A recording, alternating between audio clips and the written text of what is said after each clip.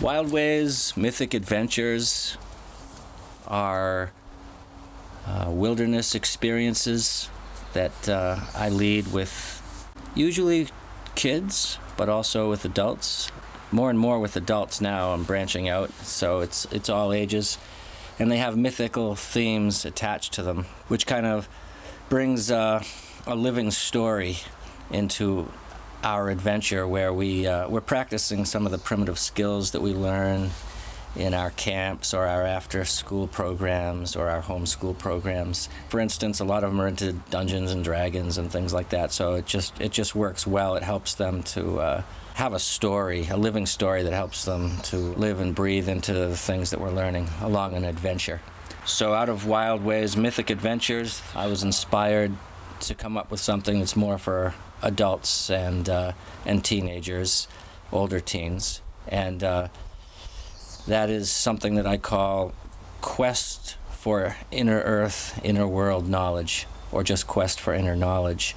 And this is a series of mythic adventures that explore some of these sort of hollow earth theories, some of the theories, legends, myths about underground cities, underground realms, from possibly around the world.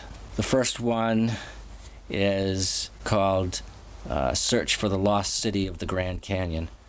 That is a two-part adventure, part of which we've already done, which was not open to anyone else except for myself and my 18-year-old stepson. So for him it was a pretty intensive rite of passage experience into manhood. That is what it could be for some. For others, it is an opportunity to go on a real Indiana Jones type adventure where you actually will get to be part of the group that either proves or debunks a great old legend that's been around for over 100 years about the lost city of the Grand Canyon. There have been a few documentaries out there that I've seen, I've watched on YouTube, on the lost city of the Grand Canyon, including an interesting one by David Hatcher Childress of History Channel fame. They were all intriguing and interesting, and watching all of those was helpful, but we went where none of them have gone before. We really got into places where nobody has been.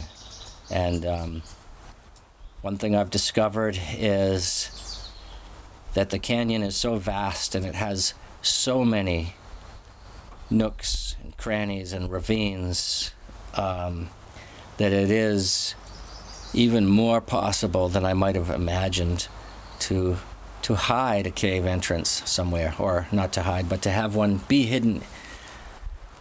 But I also have it narrowed down, and it's pretty specific about how Mr. Kincaid described where this cave entrance was.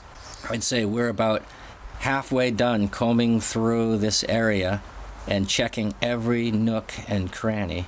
So we have it very much narrowed down at this point. So I'm confident that come November we will finish this particular quest, and we will be able to either prove or debunk this legend.